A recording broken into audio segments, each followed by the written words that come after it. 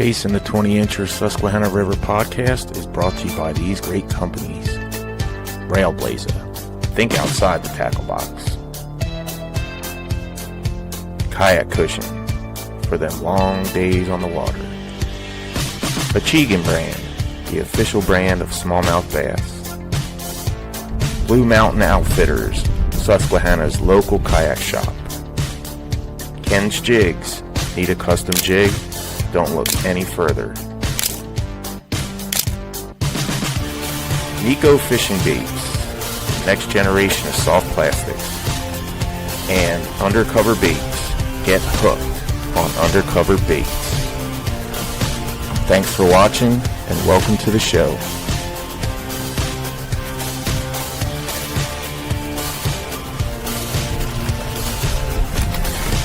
That's 20.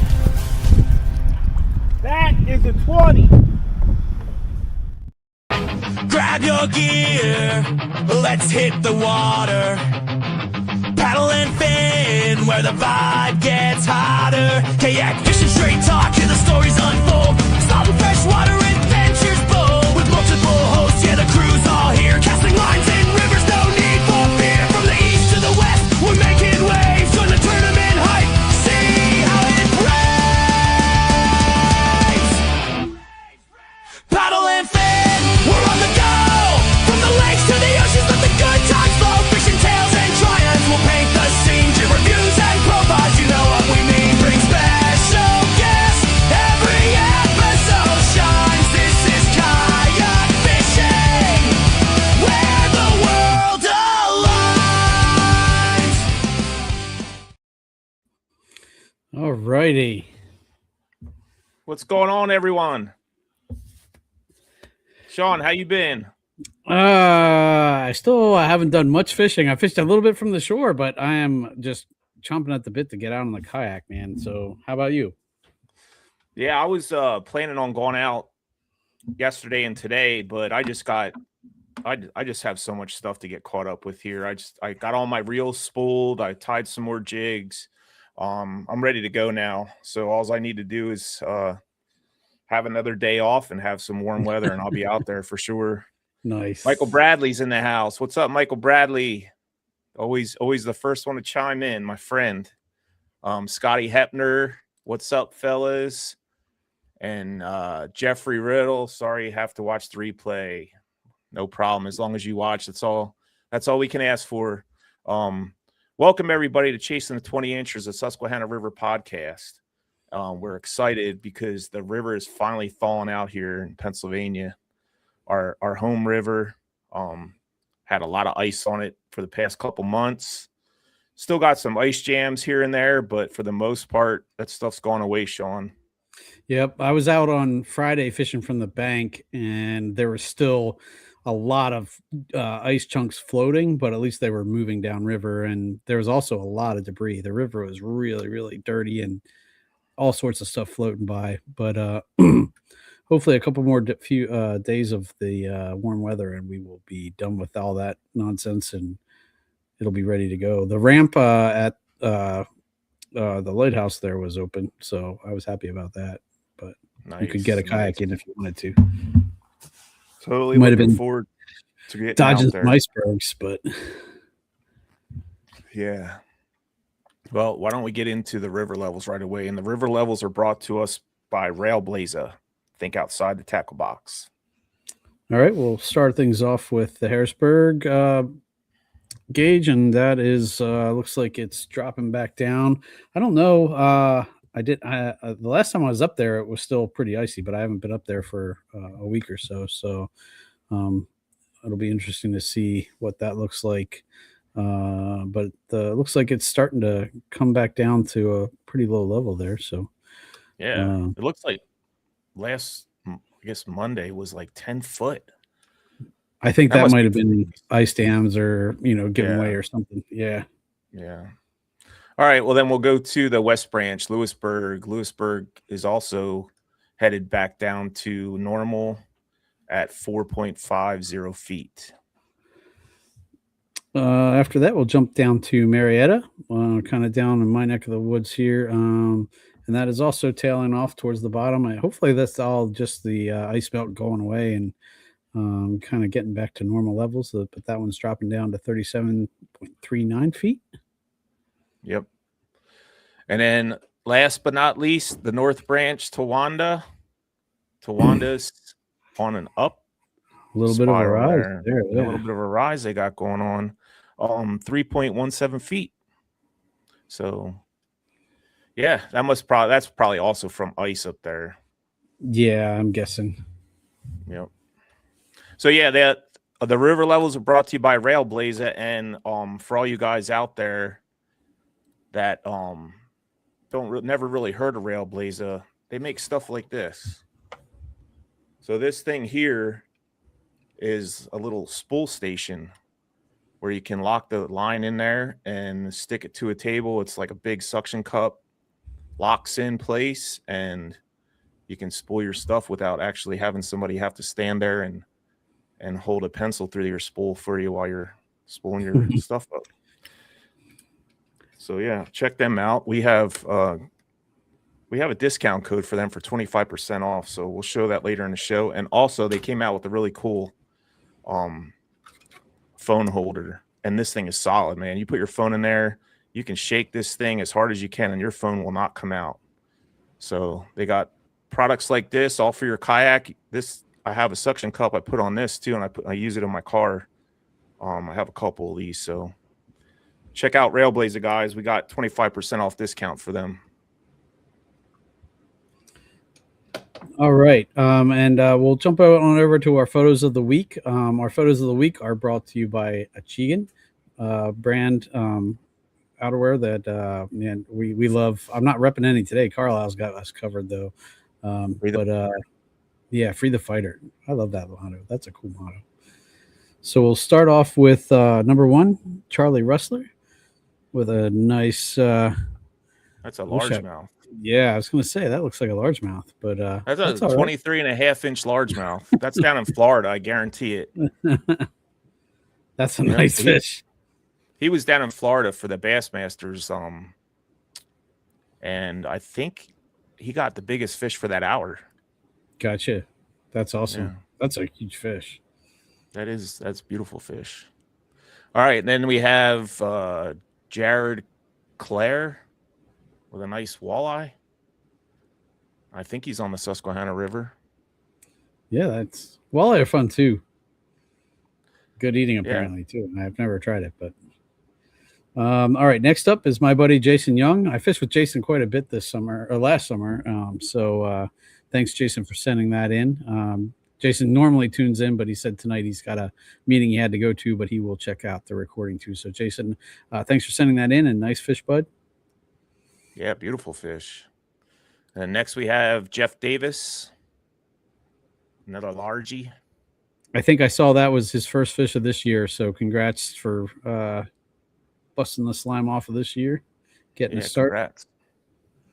Congrats. Next up, we have Kevin Rowland with a very nice smallie. Looks like that's from this year too, because he's wearing a dry suit. So yeah, I think that was from yesterday. Gotcha. Yeah. Now we have our very own Ryan Reardon with a beautiful trout. T-Man himself getting the yellowfish in here, representing. Yep. And next up, we have Scotty Hepner, who never fails to contribute usually a picture of the week. So, Scotty, thanks for that. Another beautiful smallmouth. Definitely. Yeah, he's been pretty solid with submitting his pictures. Yeah. So thanks, Scotty, for doing that. Next, we have Steve Smith with a double. You got a double whammy there. Oh, that's awesome. Yeah. Congratulations on that catch. Yep. Finishing out our photos of the week is our buddy Vincent Stutter from Anglers Atlas with a flashback to last year, one of his catches that he had on his channel. Very cool. I remember him saying that was a springtime catch too, I think. Yep. Angler's Anchor. Yep. So thanks Vince for submitting that. So Yeah, so thanks everybody for sending them photos in. We did want to announce the winner from our last show, and that was a $50 gift card to a Chegan brand. It was JP Pool. So JP Pool, send me your email address either through Facebook or however you want to contact me, and I'll get that over to Josh there in Achigan, and he'll send you a code for $50 off your next order. We appreciate Achigan for they let us give $50 every month to a lucky winner. So we appreciate Josh Sharenko and the guys up there at Achigan for letting us do that and repping the brand. So thanks for that, Josh. Definitely. And congrats to JP Pool. We're gonna do it once a month, guys. And we're gonna let the chat kind of pick the winner as far as the photos that are sent in. Whoever gets the most votes on their photo will win that $50 Achigan brand gift card. So what do you think, Sean? We got a special show for you guys tonight. We have the team of Undercover Baits. There's still a couple guys that aren't in the green room yet, but we have at least 4 or 5 guys back there right now. And what we wanted to do tonight, guys, was we wanted to help everyone catch fish with these baits. So we basically want to kind of share what. Oh, Carlisle froze up again. There you go. So now he's back. Why don't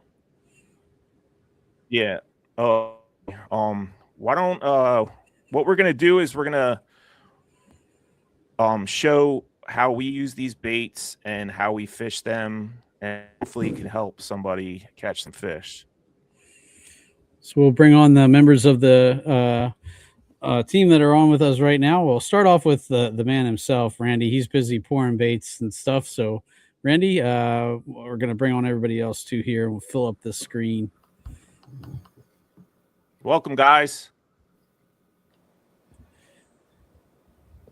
How you doing? T-Man's here somewhere. Good. Yeah. T-Man, your camera is off. I don't know if you have that option to turn that on, but everybody'd love to see your smiling face.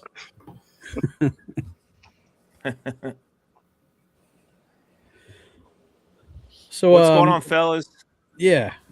Can you all hear us? Yep. Nothing much.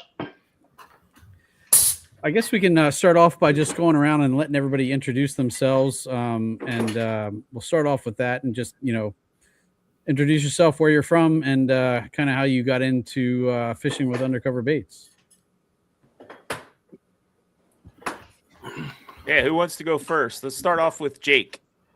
Yeah, my name's Jake. I'm actually from Maryland and the Frederick area. So I've been fishing with Undercover Baits for about 3-ish years. I got introduced to them, went to a show, and also worked at B&B Lures in Hanover, Pennsylvania. That kind of got me introduced to their baits, and kind of just it took off from there, and I've been using them for forever after that. Awesome. Nice. Yeah. Brent, you want to go next? Sure. So, obviously, my name is Brent. I'm out of Littlestown, Pennsylvania. Pretty much spent my whole life here. So I was actually turned on to Randy and Undercover a couple years back, right when they first started carrying them down at B&B's there in Hanover. That's how I met Jake originally. So they started carrying it, and was never really introduced to it until them guys showed me, and then started working the open houses once I started competing more and more with MLF, and Randy was also doing them. So I got in.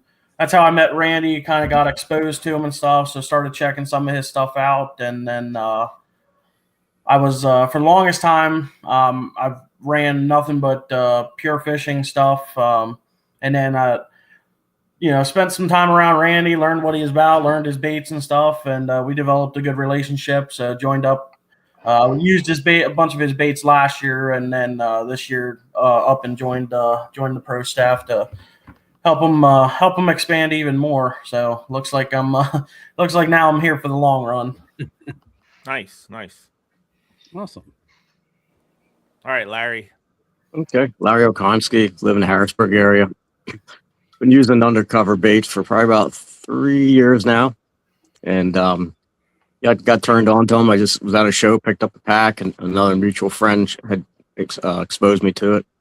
And baits just catch fish, and I like to support local business, and within an hour's drive from my house. So, good job.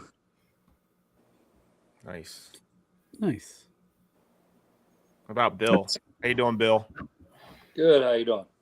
Good. Bill Durborough. I'm in Greencastle, Pennsylvania. So I'm just across Pennsylvania from the Maryland state line.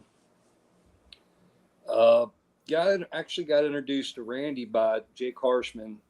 Had a trolling motor take a crap on me a couple years back, and I was in a bind, needed one for a tournament until I could get mine repaired. And Jake reached out to Randy, and Randy let me borrow his motor. Never even met him before, spoken to him before or anything, and he let me borrow his Torpedo until mine was repaired. So that's how I met Randy and started using some of his baits from there. I already kind of knew about some of them from Jake, but started using them a little more and more, got to see what he had to offer, and he had a lot of stuff that I like to use. So especially a lot of the collars regionally. So that's how I got to hook up with Randy.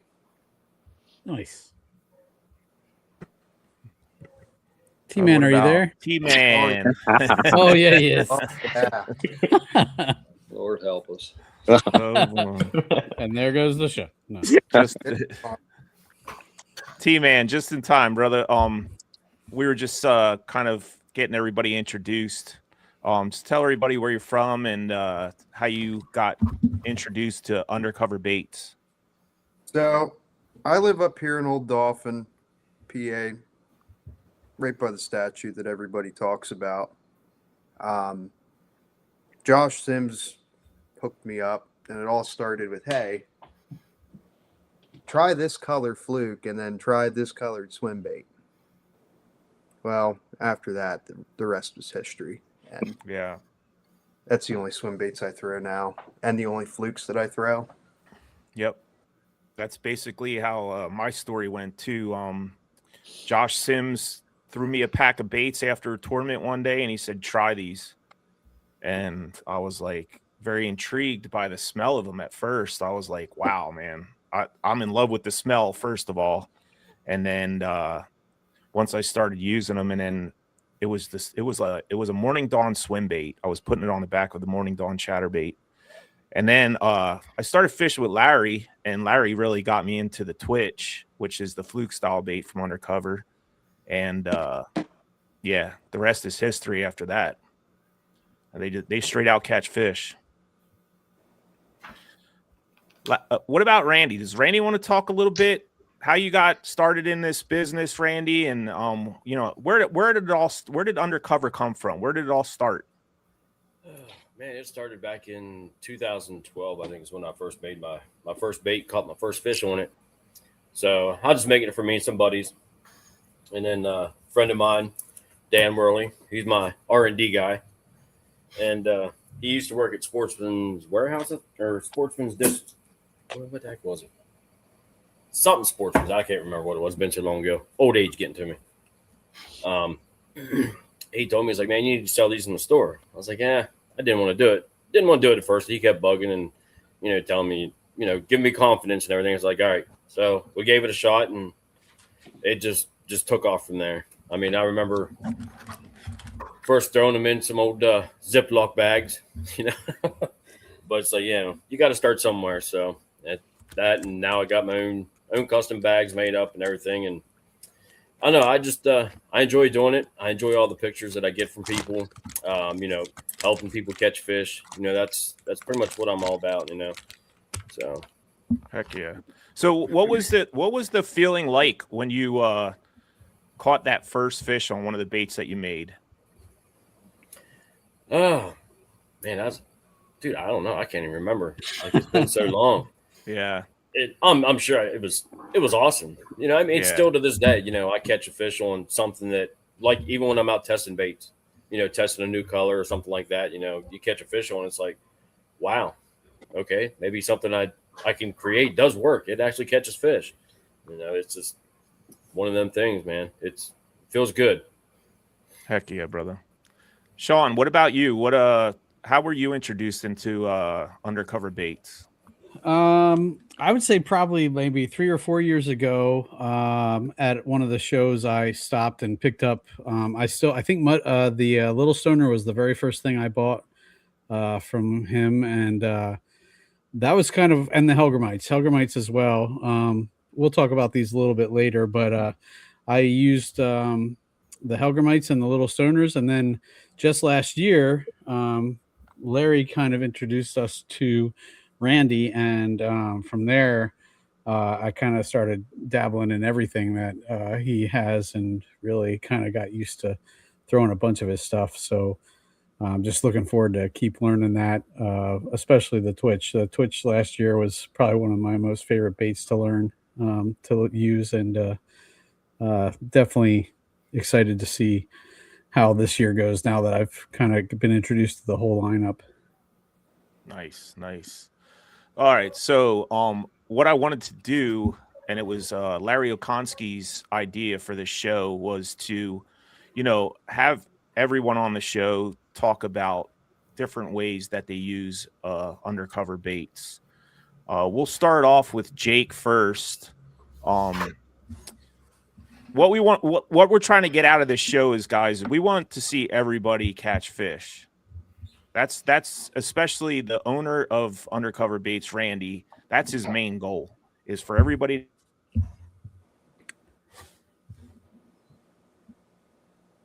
Damn, Carlisle, you're in tonight already. I freeze up again. Yeah, You're good now, bud. yep, Jeez. you're rolling again. Did you guys all hear me or no?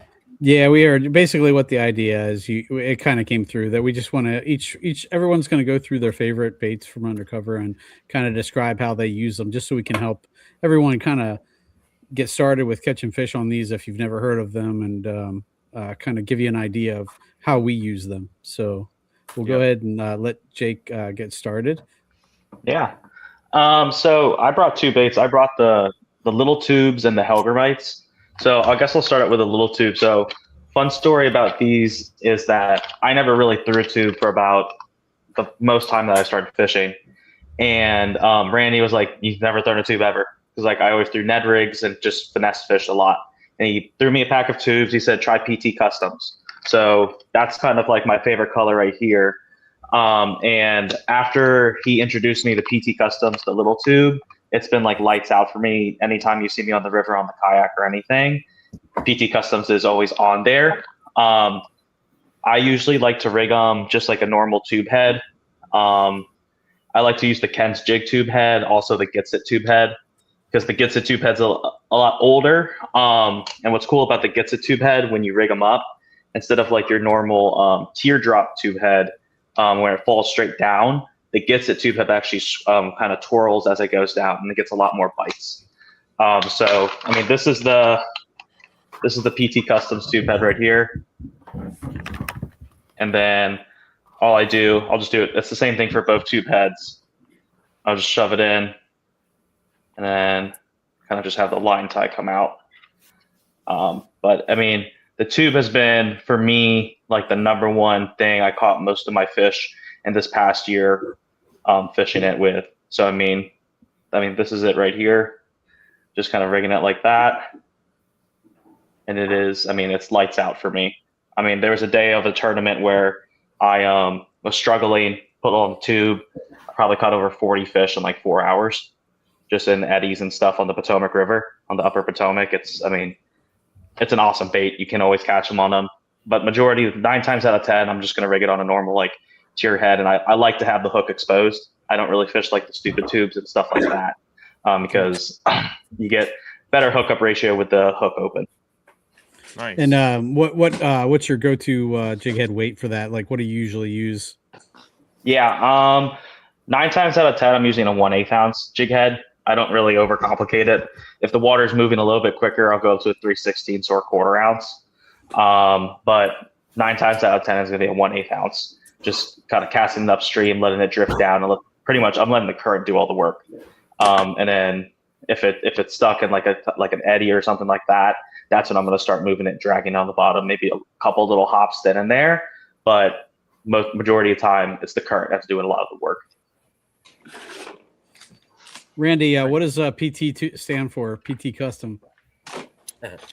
So normally, whenever somebody wants me to like come up with a color or try and match a color, when I do match a color, I like to throw my own little twist to it. So it was Precision Tackle in Mount Holly Springs. They asked me if I could match up a tube with it, and I was like, "Yeah, sure, I'll see what I can do." And came up with that one. Went out, tried it, and I mean, it was crazy. I mean, it nonstop fish catching tube. That color is just awesome. So I was like, all right, well, Precision Tackle, they're the ones that, wanted me to come up with it. So I was like, all right, I'll give them the name, the PT Custom. There you go. So, yeah. I mean, it's the best tube. Never threw a tube for like a year, and it's been lights out. It's always on the rod. Doesn't matter summer, winter, fall. It's always on there for me. Nice. Yeah. Then, do you want me to talk about the Hellgrammite too? Sure. Yeah. So I've always fished the Hellgrammites. I only really honestly fish the bigger one. And I rig it like 2 ways. One is just like a Texas rig, super simple, casting it upstream. But one of kind of like the older ways that not a lot of people like to rig it anymore is a Charlie Brewer head, a slider head. So pretty much what the Charlie Brewer slider head is just like a jig head with an EWG hook on it. So gives a little bit of weight to it. You can cast it further, and it like goes. It's weedless. That's the biggest thing for me, is having it weedless. And what I like to do, I can't take credit for it. If you guys know Creek Fishing Adventures, so he likes to rig his sideways. So kind of he was the one that like kind of taught me how to fish a Hellgrammite for a long time. So I actually started to rig mine sideways just like this, and just kind of casting it upstream and deep water with that little bit of weight. It works really, really well. And then a cool way that I started experimenting with last year also, just like your normal Nico rig, I actually started a Nico rig, the tube. So I put the Nico weight on the head of the Hellgrammite, and I just rigged it just like a wacky rig. And then I used that a lot last year too. Caught some pretty big fish. Yeah. It's a new way. I mean, just tried it, and it worked. So started to put it in my arsenal and use it a lot more. That's interesting. What size hook do you use for the Nico? That's a great question. Assuming a 1/0 is what I'm using. Nothing crazy.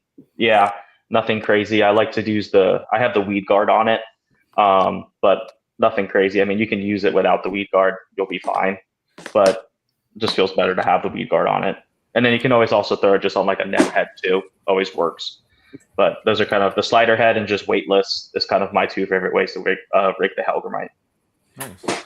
What kind of determines which way you're going to try first? Just depth of water, or? I think it really depends. Like for me, how the water's looking, if it's dirty, and if the water's moving. Like if you got your dog days of summer, July, August, water's low, clear, probably going to be weightless. If the water's on the rise, if I'm fishing faster, if I know I'm going to be fishing faster water where there's a lot of deep water also nearby, that's when I'm going to kind of pick up the slider head with a little bit of weight to it, because I want it to be on the bottom, and just kind of just let it sit there and dead sticking it. It's kind of like the greatest thing to do with it, instead of like moving it a lot. The current does all the work. Like same thing with the tube. Let the current do the work. That's how it's going to look most natural. Cool. Yeah. Nice. Thanks, Jake. Yeah, of course. All right. Who wants to go next? Is anybody ready with their stuff? Brent, you got anything? You got something ready you want to talk about? Yeah. If you would like me to go ahead. Yeah, go ahead. All right. So 2 that I got, I guess technically kind of 3.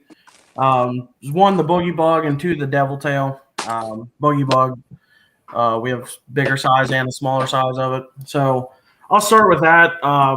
One of the biggest things that I love to do is I love to flip. Actually, until about 5 years ago, I never picked up a jig in my life and was introduced to it. So finally picked up a jig, and that was I mean, as good as jig fishing gets. So yeah, when Randy came out with the Boogie Bug, it definitely drew my attention. I love creature baits. I've never been a big guy on just like straight crawl style baits that are have the cylinder body, the appendages. It's just not something that I've really been into. Unless it's something very specific. So started playing around with the Boogie Bug, and the big thing with it, this here. So this here is the biggest one. So you can see, for the people that don't know, it's got two long appendages at the back, two little appendages off the side of the body. So, just rigging it on a straight up flipping hook is one way. Another way, I love throwing a chatterbait. So with the bigger one, a lot of people will rig it to where it's like a flat body. So on the bait itself, I've seen people rig crawls and creature baits like just kind of like this on a chatterbait. So what I actually do is I'll tear the two appendages on the body off and I'll rig it sideways. So that does one of two things. So one, it changes the ultimate profile of the entire bait itself. But two, when they go side to side, you have the appendages, they're going left to right instead of up and down. So what that does is it looks extremely close to a bluegill. If you ever, you watch bluegill swimming around. So around the bluegill spawn, that's when I start playing with it like that. And it's just, it's been a game changer for me. And like I said, got into throwing a jig. This is, a big 1/2 ounce jig. And, it's definitely a chunky bait, chunky setup, but the big one, the regular Boogie Bug fits perfectly on it. Can't go wrong with that. And then, this one I don't have rigged up, but like I said, I love flipping. Just, I'll put it on a 4/0, 5/0 flipping hook. And, it's just, you really don't have to do anything, for the guys that, I know on the river, not everybody flips. I know it's a big smallmouth fishery everywhere we are. It's, it's a big thing. So then, obviously bodies of water get pressured. So that's when I'll start downsizing, midsummer. So this here is the little Boogie Bug. You can see it's a much, much smaller profile. And this here, I have it just on a finesse jig. So it's a 1/2 ounce head, so it is a good size head. But, you can see the difference in profile. And here's the regular size jig, for a comparison. So that the simplest thing, and like I said, with pressure or hot temperatures, just downsizing a little bit, you can really be a big difference. So in addition to that, I started playing around with the little one because I don't always throw a jig. So I started messing around with different hooks and such. So the little one also fits on just a Ned head very, very well. So it's not like one of those finesse Ned heads, like the regular Z-Man ones. It's the power finesse. So I think it's actually a 2/0 hook in it. So it's a little bit bigger, but it runs almost all the way to where the appendages start. So the thing that I like about that is I can't tell you how many times I've fished a Ned rig and, you get a bite and you go to set the hook and nothing's there, and it's just those real finesse Ned heads. They just don't go far back in the body of the bait. So with this one here, you're not really changing the profile of it, but you're increasing the shank of the hook, getting it farther back. So when they're nipping at it, they're still going to get it. And then in addition to that, I actually fish them on a shaky head. So skipping around docks and stuff, I just put it on a regular shaky head. I can bury the hook in it. It skips really well, and I don't have to worry about snagging up as much because a lot of places that we fish, a shaky head worm is the go-to power finesse. It can be finesse, but it can be a power type deal. So, just throwing it on that, helps with fighting against, getting hung up and stuff because you don't have the hook itself exposed. But it also changes the profile a little bit of it. And for anyone that's come to the shows, I've had this one rigged up. When it's in the water, a straight shank hook helps any crawl style bait. It will stand straight up. There's no floating material in it. It's just the profile of the hook that changes the bait. So for the Boogie Bug, that's, I've I keep finding different ways to rig it. And it's just because of it being a creature bait, and this, I love power fishing. It just became one of my favorites. So in addition to that, the devil tail. For those that do not know, the devil tail worm is just a straight tail worm. Just kind of looks more like your finesse worm. So we have 3 sizes of this. We have I believe it's a 5-inch. This here is a 7-inch, and then we have we have a magnum version of it, which is about 10 inches. So, during the summer, fishing offshore, ledges, 20 feet of water, just dragging Carolina rigs around, big football heads, wobble heads, that's where the big one comes in, Nico rig. So the reason I picked this one is I can't tell you how many times I've fished tournaments or I've just been out fun fishing, and it's tough. Bass fishing's tough. That's just how it is. Going back to a finesse worm is the easiest thing that I know how to do. And in addition to that, you can also rig it many ways. So obviously, number one is a shaky head. Majority of the shaky heads. So there's two kinds of shaky head hooks. One has a screw lock on it, and one does not. You just thread it up onto the hook. Just right through the head, 1/4 inch, slide it up, turn around. So I personally do not like that. I feel like it alters the motion of the bait. And I'm very specific on the ones with the wire lock on it. So the best one that I found is actually the one that the Boogie Bug's on. This is an owner, and it's a strong hook, but it's a finesse hook. But the spring itself, it's a thick wire, but they made it to where it bends very, very easily. Some of them, you get them to where the screw lock itself is so stiff that even messing with it with your hands, it just doesn't want to get out of the way. And I don't like that. I really feel like it, plays a big thing when it comes to, fishing the bait itself. So shaky head's the number one thing. I feel like everyone's fished a trick worm. That's, trick worm's kind of what started the whole shaky head thing. The other thing of why it became a favorite is on the one side, it's got the fat end to it. So it's a flat, the top of it is perfectly flat. So whenever you go to screw it onto a screw lock, you have no problem getting it started. So many worms, trick worms, finesse worms, they taper off at the very end, so they don't sit right on the screw lock because of how thin they are. And I know people, I've done it myself. You take a brand new one out of the pack and you bite the head off of it just to flatten it out.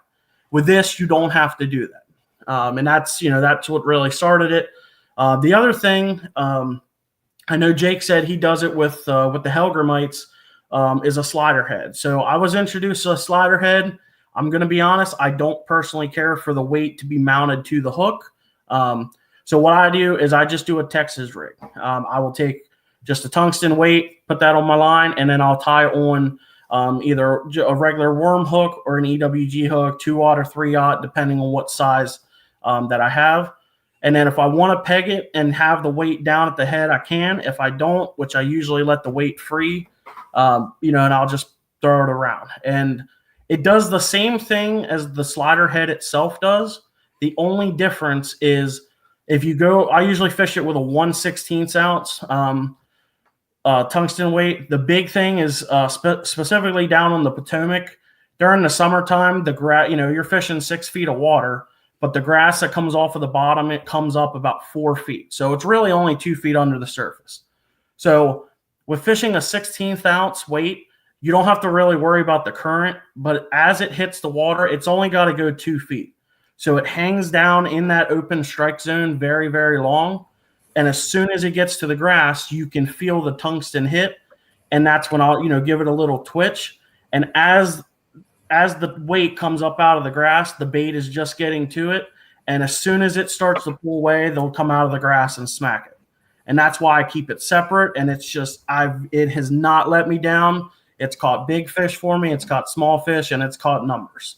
So you got to have an Old Faithful. And I mean, the first thing I think I ever picked up when I started fishing was, just a worm, because you could walk in any Dick's Sporting Goods, Walmart, any fishing store, and you could find trick worms. That's just that we used to leave school, go there, buy a pack. We'd have a pack of worms, a couple hooks, and a rod, and we went to work.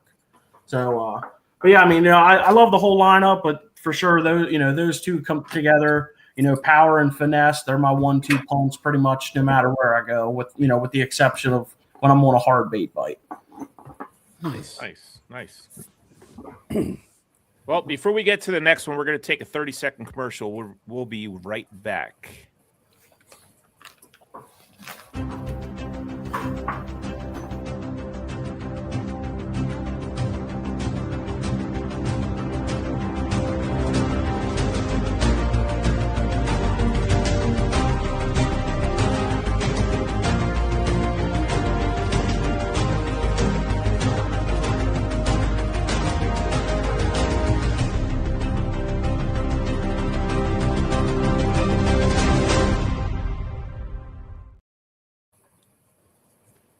All right. Welcome back, everyone, to Chasing the 20 Inchers. We have most of the team of Undercover Baits here, and we were just going over some of the stuff that all the staff uses and how they become successful. Randy's over there squirting worms. There's Randy. All right, Larry, you want to talk about some of the baits that you're confident in with Undercover Baits and kind of how you use them? Sure. All right. So the first bait I'll talk about is the whirly grub. Yeah. Hold that up again. There you go. Yep. That's a good value. 8 come in a pack. I'm typically using that only in cold water. So anytime ice off to probably about 43, 44 degrees.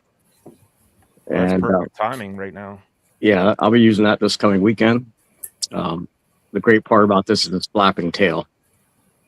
It just sits there and just do nothing. Let's let it in there. A little bit of current will make that thing float around, get you their A lot of attention. action on that. Yep.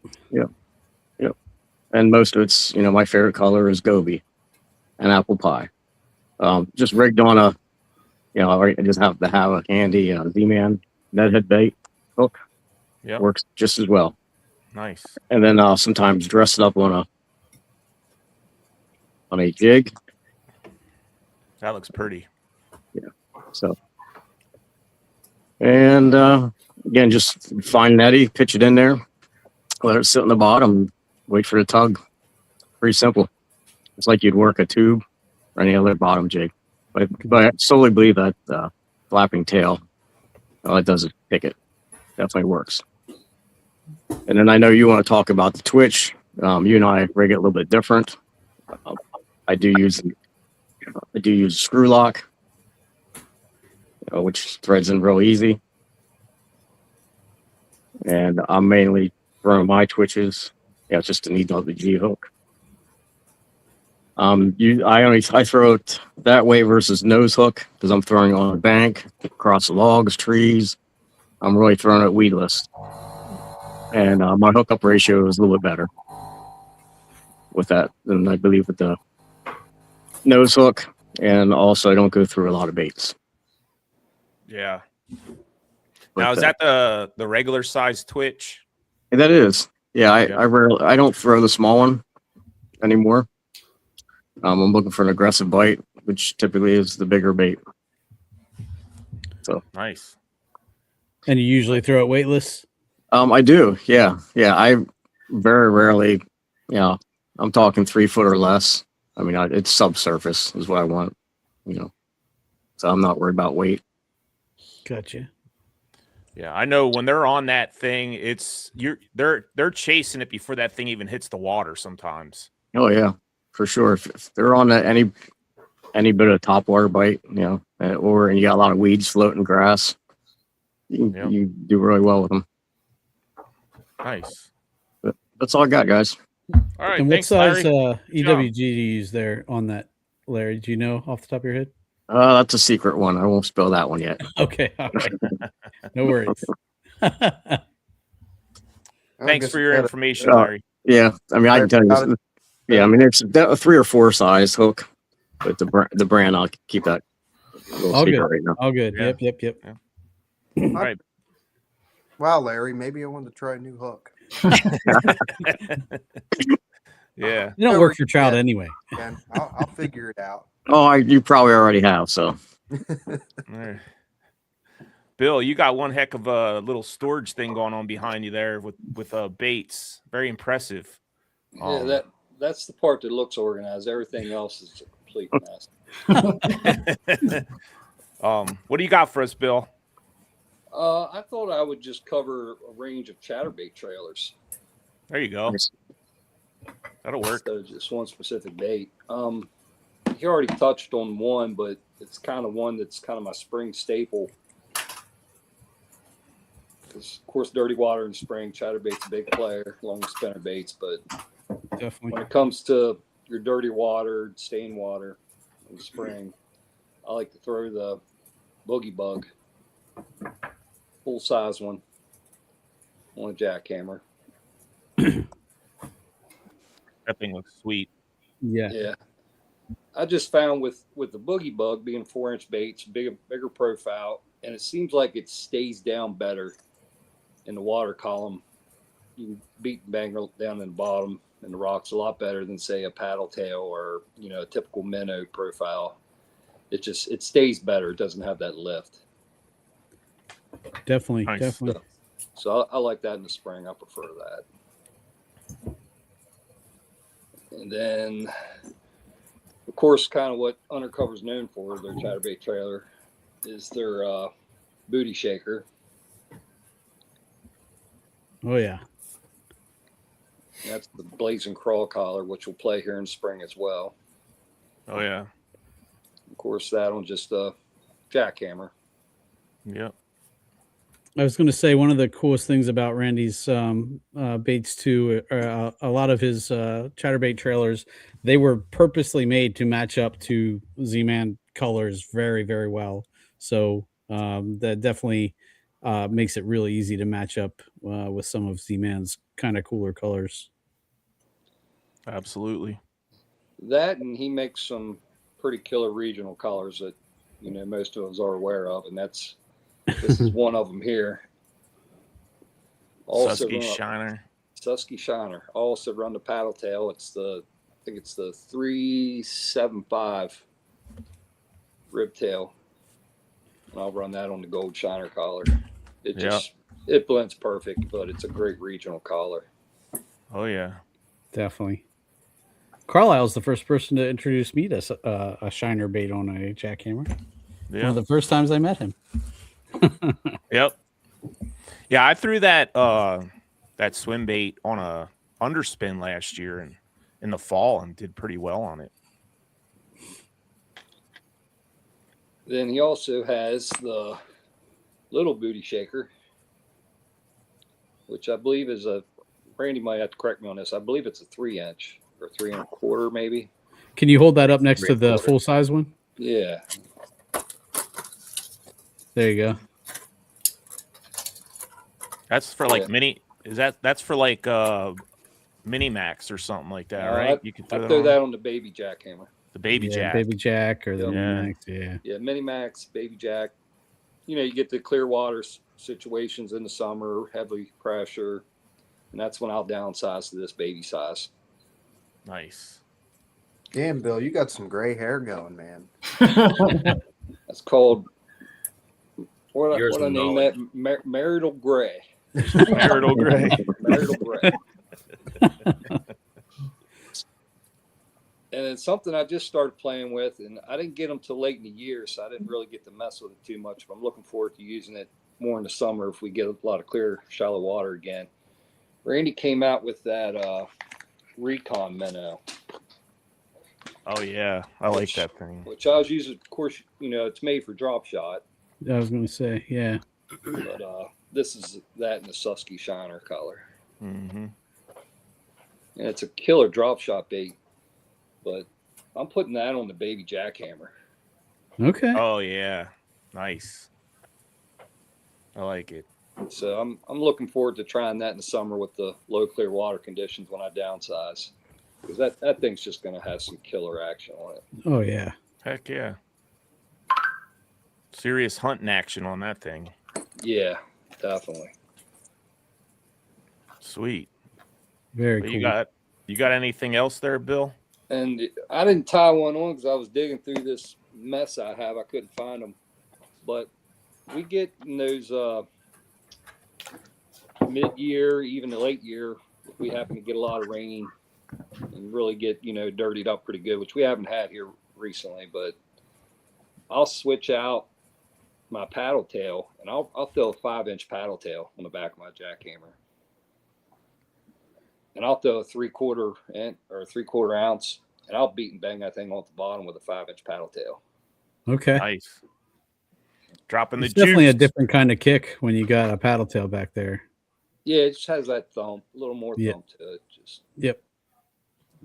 Also, I feel like a lot of people also are kind of hesitant to put a bigger, a 4-inch bait's one thing, but to put a 5-6 inch bait, or trailer on the back of a chatterbait, I feel like it's something that's kind of slept on, and the most recent Past Pro Tour tournament they had, Takahiro Mori, he was the only one that didn't turn on his forward facing, and he was throwing a 6-inch paddle tail on the back of a jackhammer, catching 90 pounds a day. So I mean, it's definitely killer.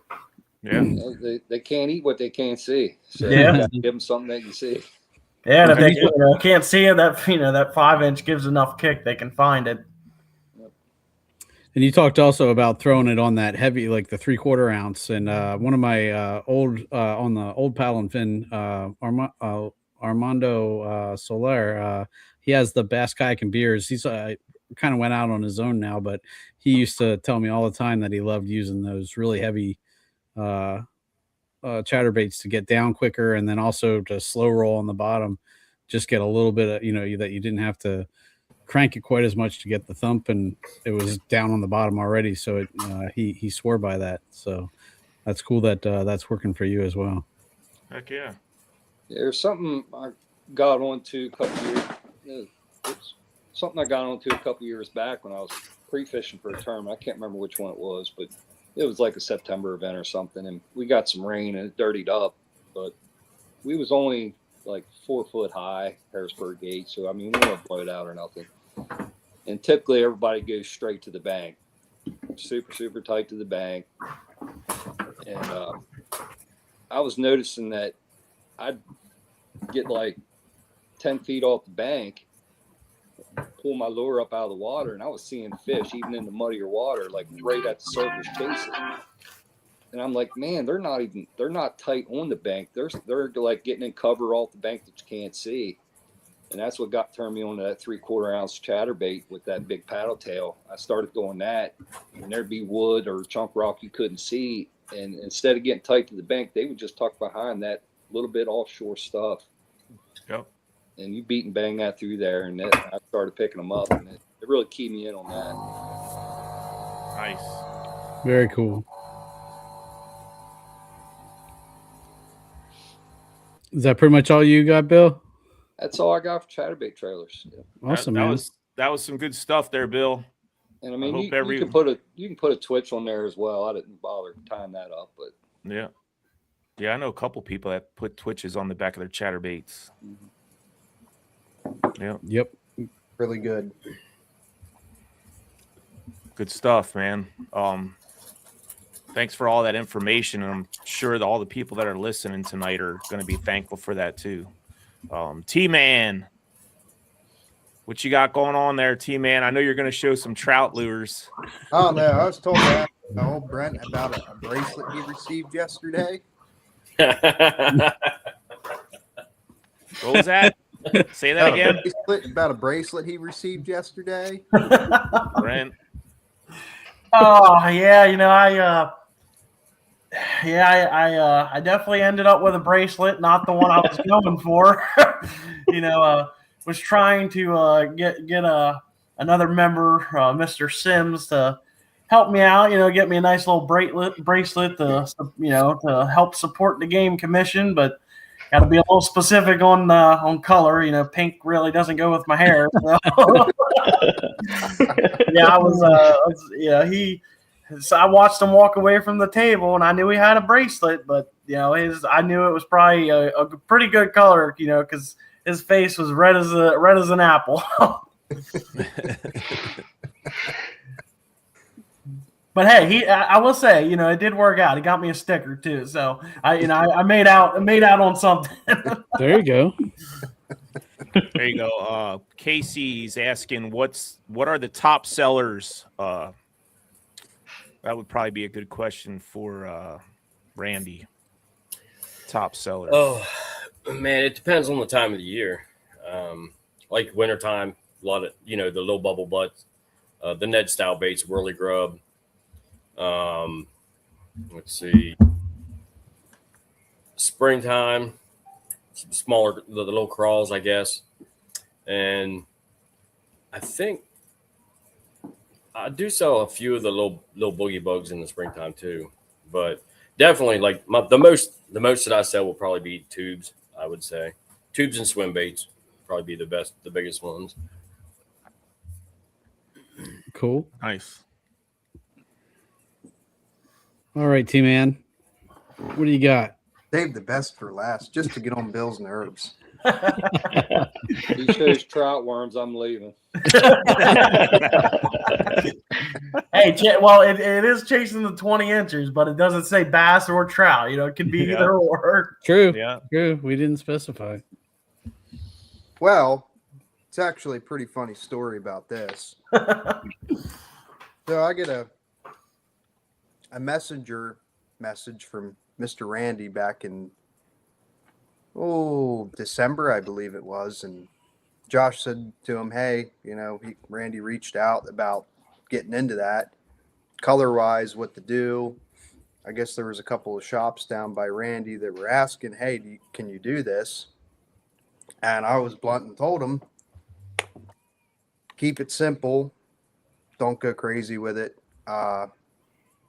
Gave him a list of colors to go off of, and he was nice enough to send me some, and I was going to pay him for it, but Randy's Randy. And moral of the story was, like, this time of the year, there's not much left unless you're going up for wild fish up north. House projects got in the way, and I told him I'll try to get out, and ended up doing that on Christmas Day. And I didn't really take notice of how many were in the packaging and all that. Pulled out the packs, and I'm looking. So for $5, right, he sends you 20 worms. 20. So that in itself is really good. I did tell him to make the material, if he could, on the plastic side, keep it softer. Just because the state's going more towards your rainbow trout, they don't have teeth, and the action's going to be a lot better in current situations and all that good stuff. Went out the first day with them and absolutely beat the piss out of them. Between the scent, the softness of the bait, it put power bait to shame. All these other guys that are making trout worms are making them, A, they're too expensive. B, they're not giving you enough. Like, the quality's not there. I rigged these up in a couple of different ways. Depending on the bite, I have a Ken's jig here, almost like a trout magnet jig. This stupid little stuff. Sometimes, depending on the bite, I will chop about 1/8 of an inch off the head. Another way that I really like to fish it in the current, probably not going to see it well. Size 10 Gamakatsu octopus hook. You don't have to set the hook on those. And just the action on them's great. Two favorite colors by far is the cheese. Love those. And another good one that I really like is Nightcrawler. So if you're fishing wild trout, if you're going for brookies, you're going to have to downsize, obviously. But if you're going for browns, rainbows, if you have that selection, it's a really good color for those. Nice. And you said you're wigging then when you use that little 10-aught hook, that's just weightless. You're just letting it drift. Now I do put a split shot on it, and depending on the current situation, if it's faster, heavier weight, and I always run it about 8 to 10 inches above the hook. Okay. But it does get the job done. I'll be honest, I had packs of power bait worms that are no longer in my vest. I went out yesterday in the morning, and it was lights out. Those fish were in there and were beat up for 3 or 4 days this week. So low clear water conditions, smaller creek, and they went out there and outperformed what most other guys are going to throw. And I do believe a lot of that is between the action and the scent. It's good stuff. I also got into the rib 2-inchers. I think that's going to play into my arsenal this year for bass fishing on the river when it's low and clear. That tail, again, the softness of the bait between the tail and the action. There it is. There it is.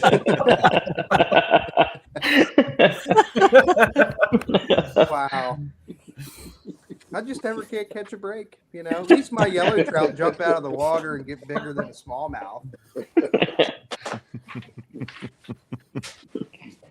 That's all I got. I took the trout side of things, and well, that's good. That's good. That's good, because I'm sure there's a lot of trout fishermen that are local to our area, and they listen to the show. So that's awesome that somebody actually went that route. Definitely. Sean, what do you got? What's Sean Lavery fish? Well, you guys know me. I'm Mr. Ned Rig. So one of the things that I just got introduced to this year was the little bubble butt. So I have this rigged up on my favorite Ken's Jigs EWG hook, and one of the coolest things about this, and besides, it's a Ned rig, but it has you probably can't see it, but in the end of this bait, it has a little hole, and so what that does is it allows air bubble to get in there, and when it's down on the bottom, it's literally stands straight up. It's really cool. I was fishing this just on Friday when I was out fishing from the bank, and I was trying it and trying to compare it with a regular Ned rig, like a Z-Man bait, and I just felt like I had much more feel for this than when I was throwing the Ned rig. I felt like I could tell when it was standing up, and also when it was, how it was falling through the water column. I felt like I had a better feel for it on my line, but I'm super excited to try this, especially once the water gets warmer. And they have lots of great colors with it. They also have a bigger version. Same thing. It has it's the regular bubble butt, almost like a bigger stick bait, almost like Senko style. But it also has that hole in the butt to have that air pocket. So I think this is going to be Ned rig wise my new go-to, because I really like it. And the other thing that I had was the little stoner. This was actually one of the first baits I picked up from Larry way back in the day, and I've used them on all sorts of different things. I've used them as a drop shot bait. I use them on the back of a jig. I know we had the other grub that has a tail that's very similar, but the head is a little bit wider on this, and you can see it really has that Mad Tom profile to it. So this has been one of my favorite baits, and this color is apple pie. It's actually one of my absolute favorite colors that Larry does.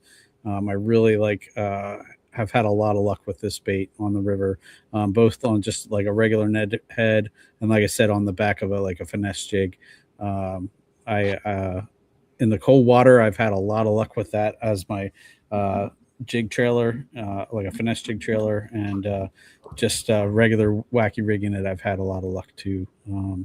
They also have other colors. Like I guess I'm not even sure what a Mad Tom, like the actual normal color of them is, but I've had good luck with lots of different colors in that bait. So I think a lot of Nice. it's profile. yeah, no, I think so too. But there's a Um, couple of bait companies that came out like and have a similar mold to that, and they for me they price themselves out of the market. They almost price it like you're getting JDM stuff straight from Japan. And Agreed. it's like, why? You know what I mean? But Randy keeps his prices, especially on that, compared to, I'm not going to mention companies, but there is quite a few that really overprice themselves on this for whatever reason. I don't know, but that's just my 2 cents. Agreed. So definitely check them out, guys. If you're a finesse fisherman at all, like I am, that's my go-to, especially when things get tough. I think they're gonna play well for you, just like they have for me. So, all right, Nice. Carlisle, how about you, man? Well, I got a couple here. 2 of them we already went over, but I rig them. Well, one of them that Larry talked about, I rig a little differently. For the first one I have is, see if I can get the little crawl, and this is peanut butter and jelly. And what I do is I started tying my own jigs this year, so I put the And little. he's crawl. already crushing it. Look at that. That's peanut butter and jelly on a little micro finesse jig. Just tied this one today. I'm looking forward to catching some fish on that this spring. So, and I do, what I do is here's one that is not on a jig. I bite off probably 1/8 of an inch off the tip of this just to get it to fit right on the finesse jig. I'm going to be fishing that a lot this year, so I'm pretty excited about that. And then my other one here, That looks like is- money. I'm not gonna lie. Yeah, that's a fish catcher. this here is the little twitch, and let me see if I can get it to focus. Oh, And damn, the jig's coming out now. Now what I do is I nose hook it, and a lot of people, you'll go through a lot of baits doing this when you nose hook. But what I did was, see if I can get it to focus here. There you go. There we go. All right. Yeah. So I put a screw lock in the nose, and it's a Gamakatsu screw lock. I screwed it in there, and then I just take that little, I think it's a number 1 hook, and I went right through the loop of the screw lock. So that hook is not coming out. Are you throwing a 1/0 hook? Yeah. It's like a drop shot hook. Gamakatsu. Did you look into the octopus hooks for those? I've tried the octopus hooks, but for some reason I use 2 different hooks, BKK and Gamakatsu. The drop shot hooks I get better hookup ratio with. And the reason for the little twitch is because of the nose hook, especially when they're on small bait. If you're using a regular size twitch, you got to let them take it a little longer before they actually get that hook. With the little twitch, you only have to give it like 1 or 2 seconds, and they got that whole thing in their mouth. And then obviously the booty shaker, like Bill. This is Golden Shiner chatterbait, and I got the Susky Shiner on the Golden Shiner chatterbait. So I had a lot of success last year on that, and I'm going to continue to throw that. But to be all honestly, like all of Randy's baits, they're freaking awesome. They're fish catching machines. I was introduced to Undercover Baits by Josh Sims probably 1.5 years, 2 years ago, and now I have a lot of mostly all my soft plastics are undercover now. That's what I'm using. Yeah, I got that airbrushing skill though. I was just gonna say, I wanted Randy to talk about that. Do you have anything you can show, Randy? I kind of do it. I mean, it's just my 7-inch glide bait. See, Randy likes to pretend he's well, he doesn't pretend. He is a humble guy, but his airbrush skills are amazing and only getting better. So we've seen these firsthand, and I can tell you, man, they're definitely some good stuff. It's probably, I would say that glide bait's probably my favorite bait to throw. And it's just, you never know what you're going to get on that thing. It could be musky, smallmouth, largemouth. I mean, stripers. I mean, it's crazy what you can catch on that thing. I just love it the most. And then, I enjoy everything that I make. I throw it all. Probably, if you ever see me out on my kayak or my boat, I can guarantee you 9 times out of 10, there's one bait that I will, well, okay, 2 baits. One would be a tube. And then the other one, hold on a second, would be this little guy. It's a little 2-inch swim bait. Yep. So this is to make sure I don't get skunked. Yeah. Well, you So trout fishing too? Hey, buddy, I caught a 4-pound largemouth on this thing. All right, that was in my daughter's pond. But yeah, I mean, if the day's slow, I mean, I'll just tie that on my ultralight and I'll just go out there and you catch everything: sunfish, creek chubs, smallmouth, largemouth. I mean, anything is going to eat that little guy. So it saved me a lot. They're all the, you know, the real small finesse baits and stuff, you know, that a lot of people see, you know, that, you know, they, you know, kind of think more towards panfish and stuff, but you know, I mean, that some of the fish that these guys are catching, you know, like the little shads. I mean, I remember throwing them for crappie, you know, growing up, and you know, catch 14-inch, you know, crappie on one of them, and it's just, yeah, I mean, it's the options are endless, and that's, you know, that's the greatest thing. And you know, I mean, the colors are just, you know, they're world class. I mean, I throw a lot of the little stuff too. I have a little creek near me that feeds in. It's like one of the bigger tributaries into the Potomac, and I'll bring only the small stuff on like my BFS rod just for fun. I mean, like 6-pound test, and it's like a ball. You catch like over 40 to 50 fish, and then you'll run into a couple like 16 to 18-inch smallmouth. I mean, it's game on.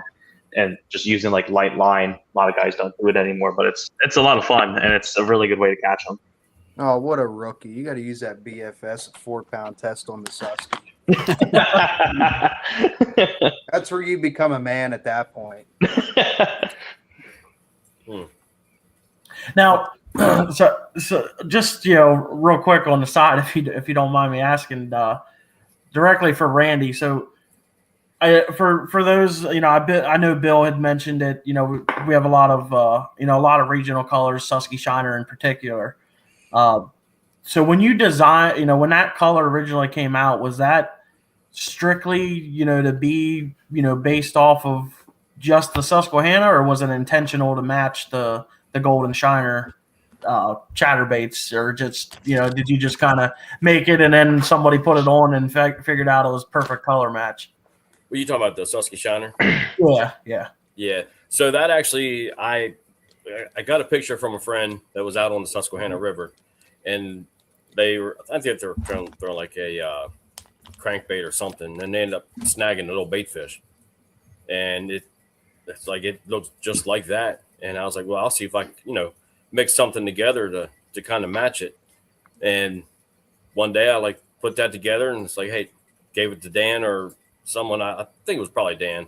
I said, hey man, go out here and try this thing out. And it was insane, man. That color, that is probably my best selling color for sure, Susky Shiner. So I mean, yeah, it was just, you know, match something up. Someone sent me a picture. Yeah, I'll see what I can do. See if I can come close to it. I mean, it's just like the Wagasim color.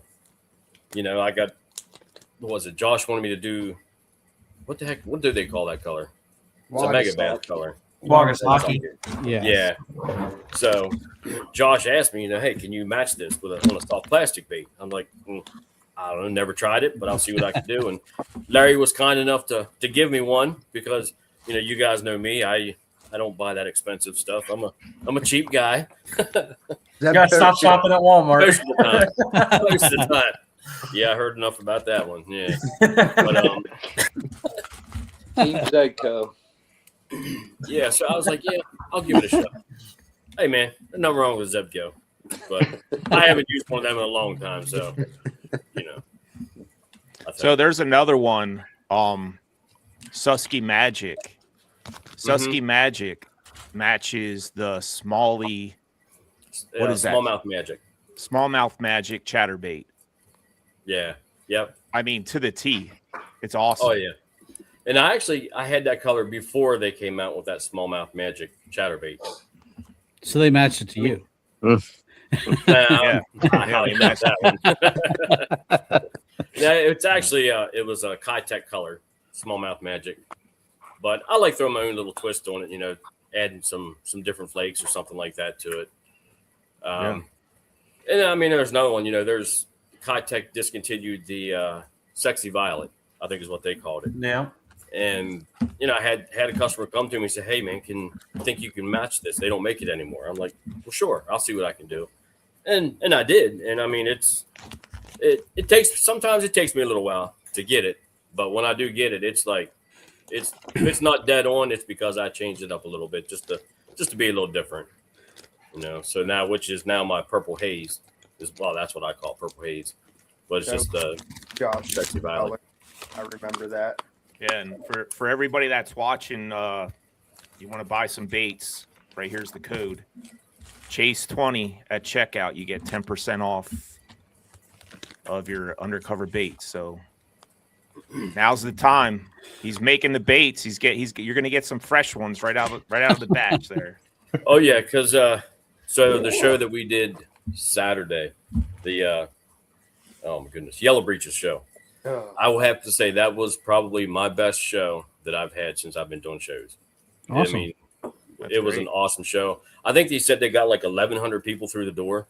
I mean, it was crazy. It was definitely a crazy show. And I did have that jig, the peanut butter and jelly jig that you tied up for me, Carlisle. I had that in the tank. I got a lot of compliments about that jig, man. It looks really good, man. Yeah. I'm excited to get that feeling of catching my first fish with something I tied. You know, it's going to be kind of exhilarating to me. You know, it's awesome. I mean, it's a great feeling, and then especially when other people catch fish on it. You know, something that you made, and then they give you feedback. Yeah. Oh yeah, yeah. That's awesome. And another thing, I mean, if anyone ever gives me feedback, I mean, I take it and I run with it. You know, I don't, you know, whether it's good or bad. You know, if it's bad feedback, hey, I'll do what I can to, you know, make it better. Yeah. You know, any little bit of information helps me out, you know, and awesome. I do greatly appreciate it. Yeah.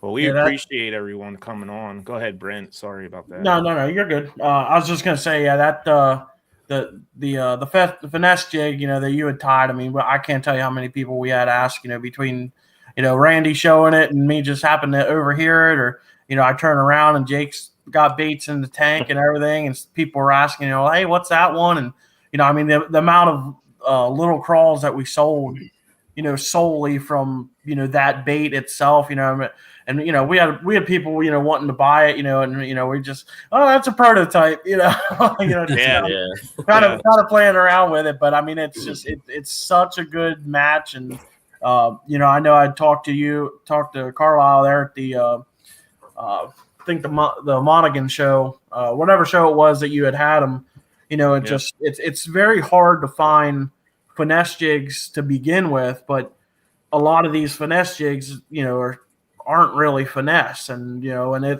when I found them, it was, that was kind of its thing. But, you know, as soon as you put that crawl on there, I mean, I don't think, there's no doubt in my mind you can catch smallmouth, largemouth, you know, it's that bait and, you know, the crawl together. I mean, it's going to sell itself. There's no question there.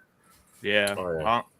I'm definitely looking forward to, I got another order with Ken. He's making me some more heads. I'm hoping to get them soon. And when I do, I'm gonna send some to all y'all. Do a little testing for me and give me some feedback. You're gonna make trout ones?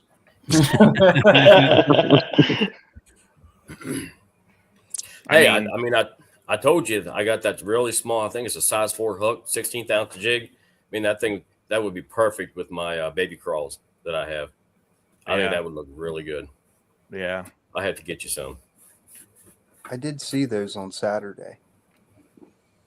They did look. Oh, I didn't put 2 and 2 together. That, next to the Doesn't baby surprise crawls me. and 2. Oh, wow. the word finesse is making Billy sick. He kind of look like You see me getting a little green? If you've never seen Billy on a kayak, and he passes you because 9 times out of 10 he's gone. The first time I ever seen him, and I'm like, wow, this dude's got everything on his boat but a Ned rig and a Senko. That's all he does. He'll force the bite and still cash a check on it. Yeah. I'll tell you, you don't have to ask how I'm doing. If you go by me and I have a spinner rod in my hand, you know it's not going well.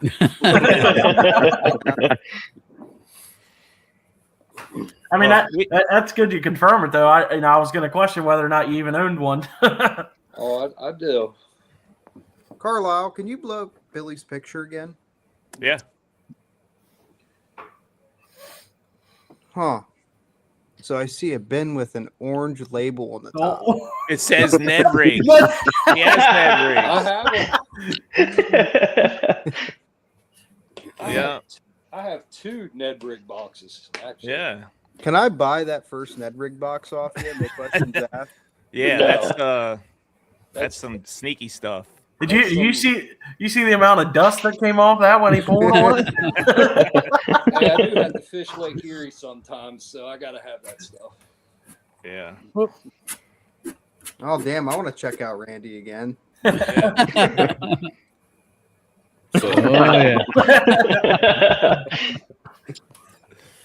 Well, guys, I appreciate everyone coming on and spilling a little bit of the juice. I'm sure it's going to help out a bunch of our viewers that kind of struggle to catch fish. We did show a lot of cool techniques and a lot of cool baits, and you just got to go out there and learn how to fish them. Oh yeah, for sure. That's the biggest thing. Like, put the time in, get out there and learn different techniques, because it's going to make you a better fisherman all around. Yeah, I'm not definitely. I like finesse. I fish finesse, but I'm a power fisherman too. So I've been trying to, up my skills with every year learning something new. And I think it just makes you an all around better fisherman. And to have baits like Randy makes available to us makes it even better. And if you guys have any questions about the baits or how we rig them, that kind of thing, just reach out. Randy's definitely good with sharing information.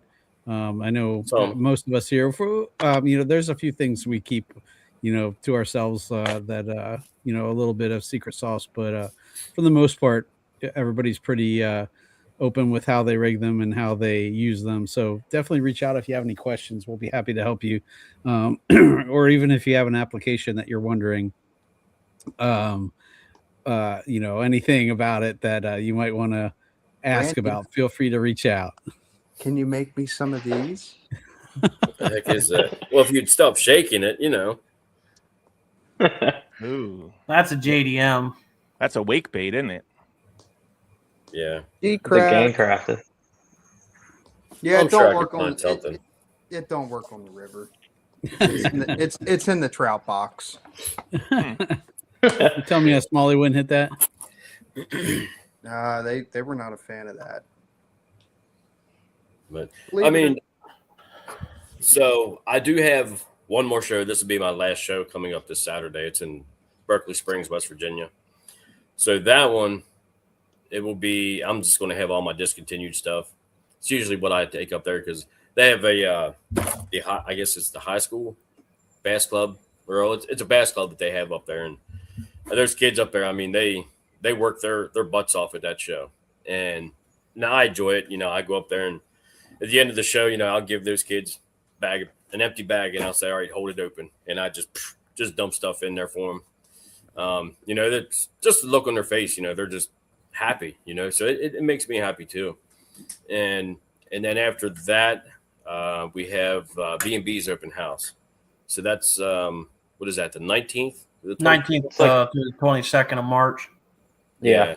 So, I mean, if you guys have any more questions, I'll be there. Brent and Jake, they'll also be there. So, I mean, just feel free to stop by and, pick our brains. I'm sure we can hopefully answer any of the questions you guys have. Me, like I'm an easy guy. I mean, I just go out. I just love being on the water. That's my thing. Whether or not I catch fish, it don't bother me none if I don't. I'll just take a nap. I don't care. But yeah, I just love being out there, and then getting all the pictures and everything from everybody, the feedback from everybody. That's why I do what I do. So nice. But yeah.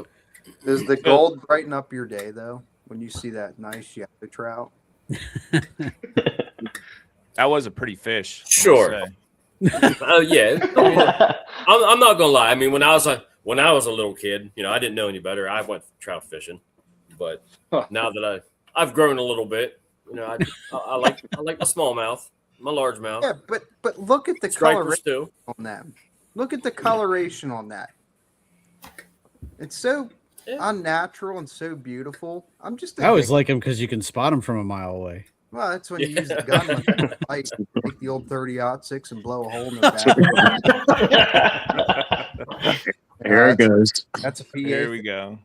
Yeah. Yeah, I mean that's that's a heck of a fish, no doubt. It would. I'm very sure. That would taste extremely well. It's about the only thing trout are good for. I'm not sure if I showed you them yet. Oh my goodness! There you go. It would look really good next to a mountain, and we're gonna take a walk and look at this real quick because we're gonna show yellow trout. Yeah. My prize. One of these days, I'll get time to finish that. I just got too many orders now to take care of, and some other things in the works. That's a good problem to have, right? Private moment now. Yeah. 27 inches of gold, baby. 27, and then Chelsea's deer, because Oh, nice. Just sit in my freaking tree stand. So, Randy, that show you got coming up next weekend, that you said discontinued baits. Is that when you put out all the $2 baits, like just piles of them? Yep.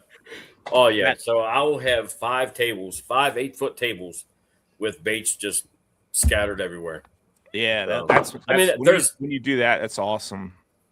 I mean, really, there's nothing wrong with this stuff. It's just stuff that I've accumulated over the years. I forgot to maybe add a certain color, or discontinued bait, something like that.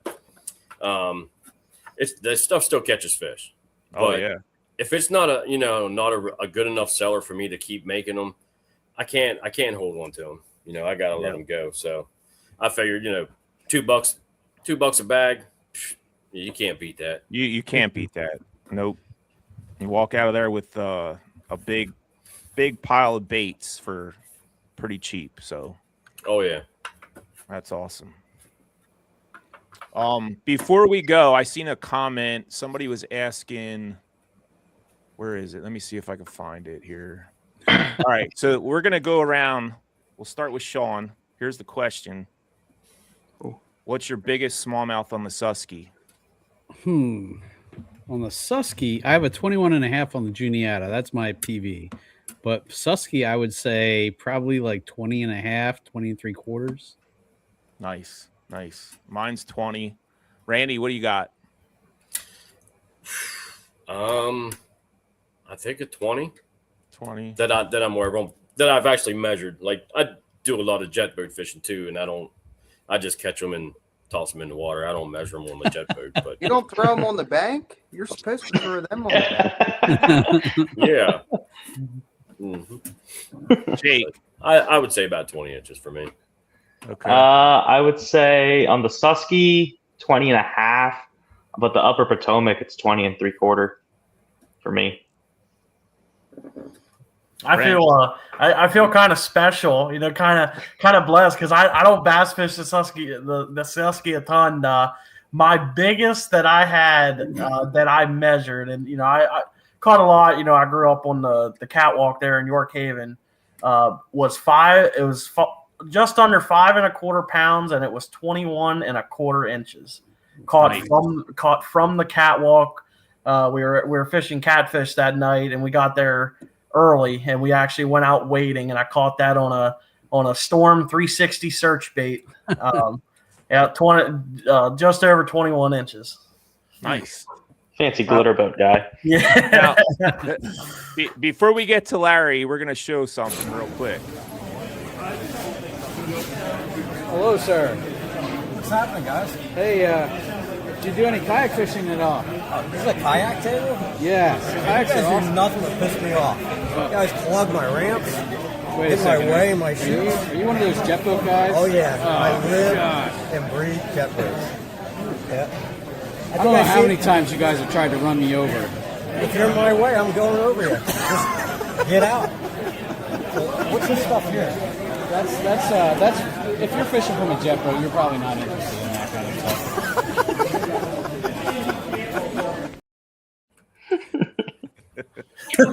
Oh boy, Larry.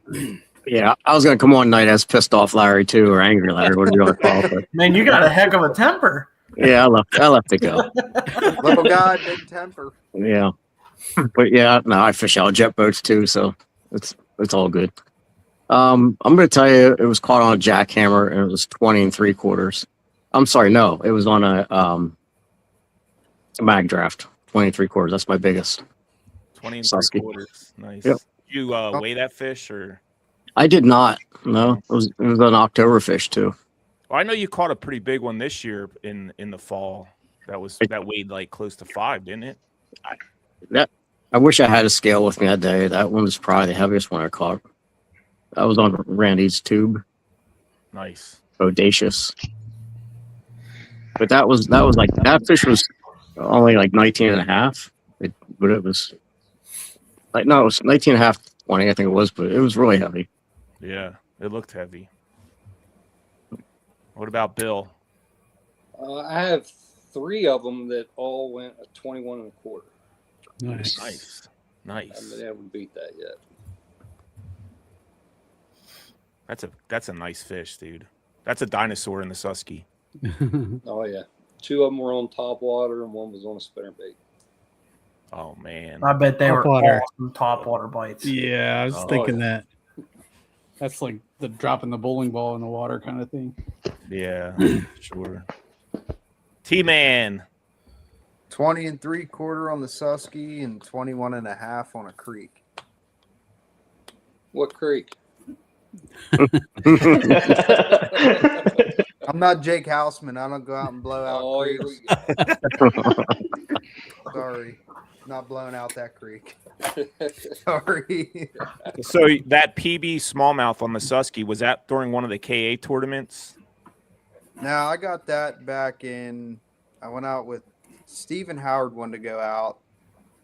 I think it was like the 3rd week of October. Said to him, it's too cold in the morning. They're not going to bite. We're going for breakfast. Did that. Didn't even get on the water till after 10. Went up through. First one was a 20 1/4. And that was the only day I've ever got 2 20s on the river. Jerk And then- bait. Yep. Yep. Then a 20 3/4. And I'm like, wow, they actually live here. You know, the days that you want to catch them, they're not there, but That's awesome. they're there. I got 2 20s earlier last year in the spring. Remember that, Carlisle? You were out there. Yeah. That day. Yeah, I do remember that. That was down in Wrightsville. Yep. It shocked me. Normal day for Ryan. That Josh. I mean, the like a 20-inch smallmouth in general is, I mean, pretty much anywhere you go, even, you know, up on the St. Lawrence and St. Clair. I mean, that's a smallmouth and a half. And, you know, the fact that we have a river, you know, relatively, you know, I think close to all of us, I might be, you know, one of the farther ones away with the exception of Bill and Randy. But, you know, it's just, it's such a slept on fishery. Like, you know, it blows my mind. I've met people that, you know, they talk to them about smallmouth on the Susquehanna, and, you know, they have no idea, you know, they never bass fished it. And it's just, it's so cool that we have such an awesome fishery, you know, this close to us. And, it makes it easier with using baits, and the fact that we can catch them on Randy's baits, and it's an awesome thing. I mean, in my opinion, it's a world class fishery. You can go there and catch 100 smallmouth, between 3 guys in a day, any month of the year, with the exception if it's frozen. It's an outstanding fishery. Yep. I wish PA still did their angler awards like used to. Like I got this for one of my first 20s. They'd send you like a cool patch and like a certificate. I don't know if you can see this, but they discontinued that, and a lot of states still have that. I was just talking to somebody from Ohio. They have like the Fish Ohio Awards, and they still do it. But I don't know why PA stopped doing that. But I was kind of disappointed with that. It's all about the money. Show that first thing again, Sean. So it was a patch, and they changed the patch every year as well. I have 2 Brook trout. Oh, yeah, that's right up T-Man's alley. Yeah, the bank. You could get a one. I forget.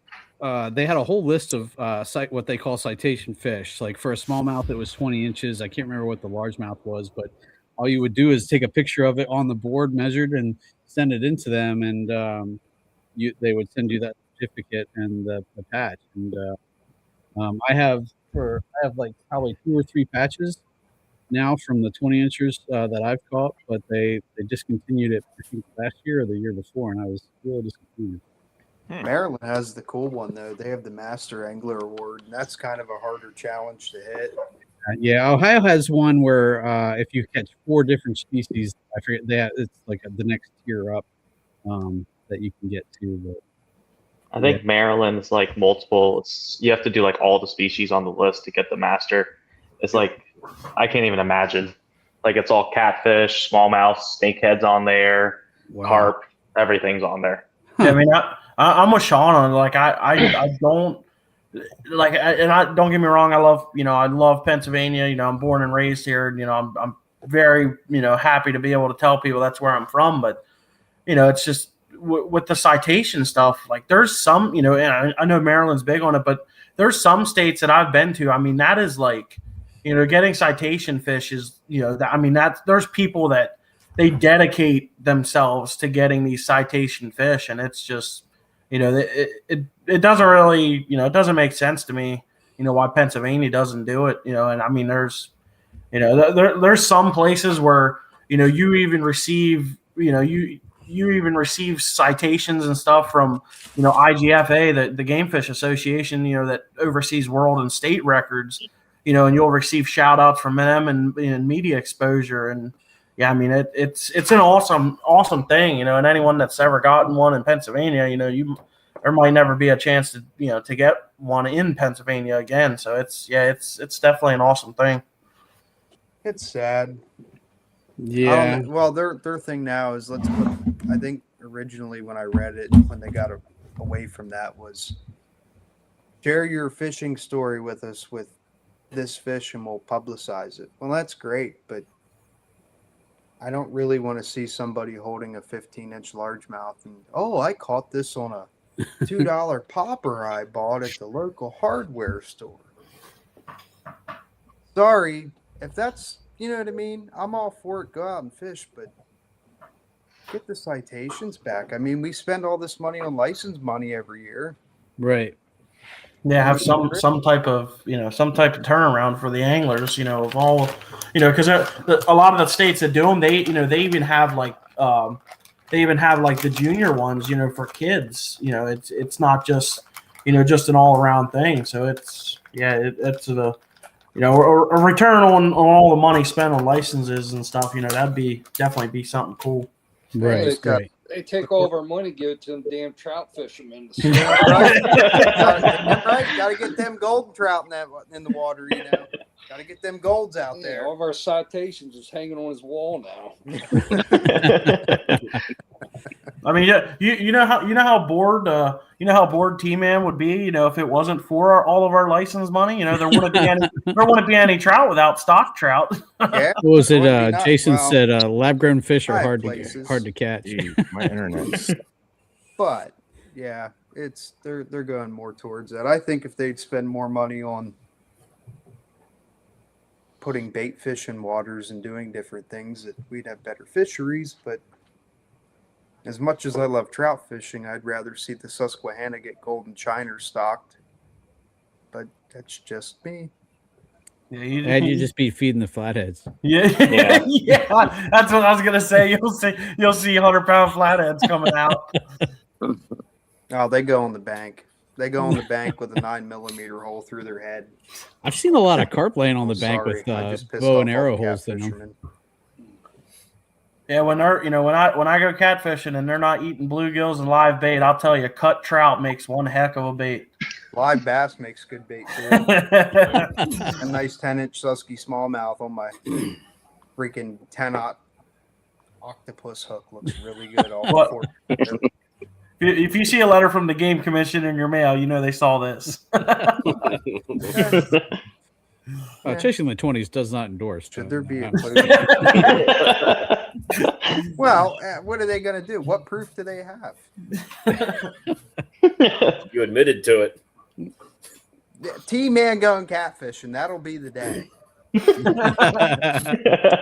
Hates catfish. They wreck his jackhammer, and then I wreck them.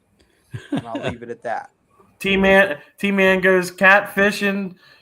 Randy starts going trout fishing, and Bill goes finesse. The world's coming to an end.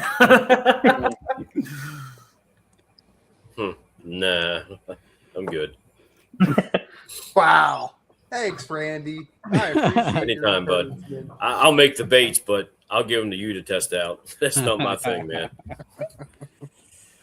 But yeah, I mean, overall though, I know Randy, I know you gave the shout out on it. Obviously we're coming to an end of show season and stuff. And the open house really, it's not technically a show. It's just an open house for the B&B guys.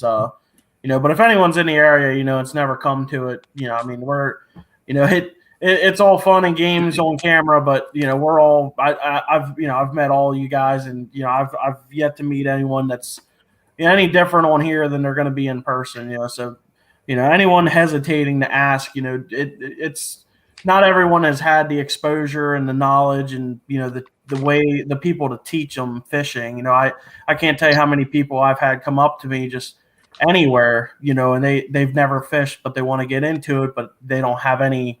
They don't know anybody and are too afraid to ask. So, by all means, anyone that watches this, if you don't understand something or, terms that we've said, or power fishing or finesse, by all means, come hang out. If you see any of us, just ask, or I'm sure any one of us will, help anybody if they ask, to help get them into fishing. The outdoors is, I don't want to say something that's becoming a thing of the past, but, the amount of involvement's definitely down, and a lot of it's just because there's so much knowledge out there, but so much of it is advanced knowledge, because all the guys have done everything. But by all means, just for those that want to get into it, just ask. There's no stupid questions when it comes to this stuff. Unless you're Josh Sims and he has to ask me a question. Hey, Josh, we missed you tonight, buddy. I hope you're feeling better. Josh, we got Carlisle back. Struggling time. a little bit. He's done for the night.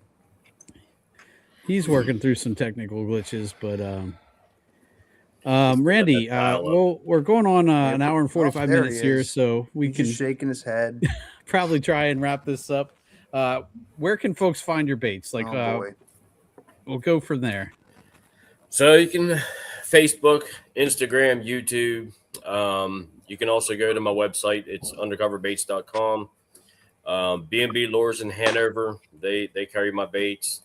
Oh my goodness. Longhorn Campground up in, Millerstown, I think. He has a small selection of my baits. And then there's another one, hopefully soon, that maybe I can announce then, but I have to keep that one on the download for now. No worries. But yeah, I mean, that's pretty much, it's out there anywhere. So, or just reach out to any of us and we can help you get in touch. We'll catch you lots of fish. There you go. Anybody else have anything else they want to shout out? The fame and glory and all that. I will say that he's down to earth. He's not 100%. These other companies where them guys are all about the money. Nah, it's not about the money to me. I mean, yeah, granted, it is nice making money, but I just enjoy what I do. You know, right now I still have a full-time job. My goal by the end of this year is to turn that full-time job that I have into a part-time job and do the bait business full-time, but got to make sure my bills are paid first. So, yeah. Awesome.